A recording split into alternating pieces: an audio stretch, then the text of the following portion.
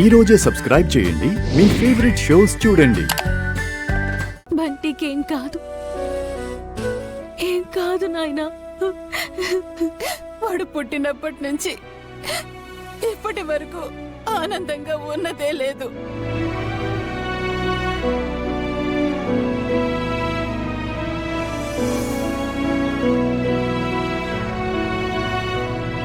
తల్లికి దూరంగా కొన్నాళ్ళు, తల్లిదండ్రికి దూరంగా ఇంకొన్నాళ్ళు.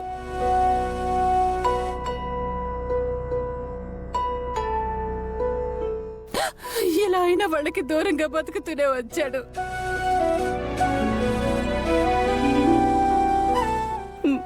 అయ్యో పాపం.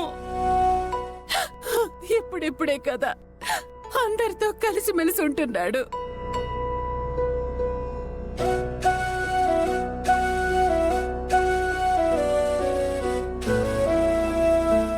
అసలైన లైఫ్ ని పరిచయం చేసి వాడికి న్యాయం చేసామనుకునే లోపే ఆ దేవుడు అన్యాయం చేశాడు, అన్యాయం చేశాడు.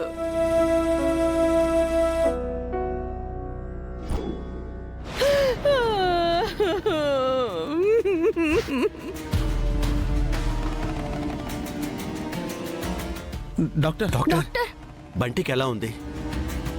బాబుకు చేయాల్సిన ట్రీట్మెంటు పక్కాగా చేశాం, బ్లడ్ ఎక్కించాం.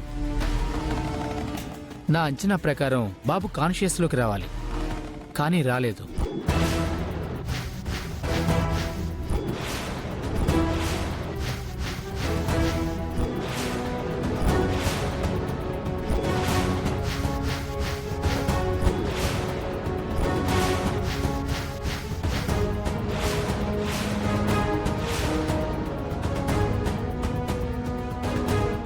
ఏమంటున్నారు డాక్టర్? కాన్షియస్ లోకి రాకపోవడం ఏంటి? దెబ్బ తగిలుండాది కదా నాయనా, నొప్పికి నిద్ర పట్టేసిందేమో, నిద్రపోతా ఉండడేమో. అది కాదమ్మా. మా బంటికి ఏం కాదని చెప్పండి డాక్టర్.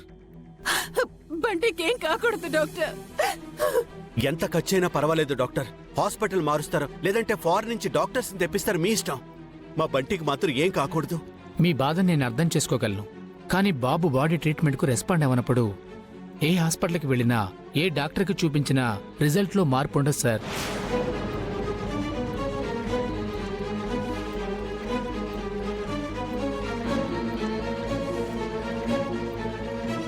అలా అని బాబుని కాపాడలేమని చెప్పలేం. బాబు కోమాలో ఉన్నాడు.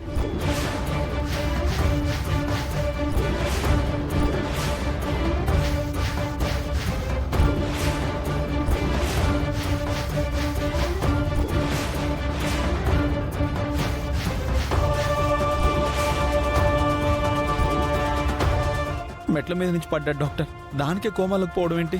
ఎక్కడి నుండి పడ్డాడు అనేది కాదు, ఎక్కడ తగిలింది, ఎంత తగిలింది అనే దాన్ని బట్టి ఉంటుంది. మా ప్రయత్నం మేం చేస్తున్నాం, ఇక ఆ దేవుడి దయ.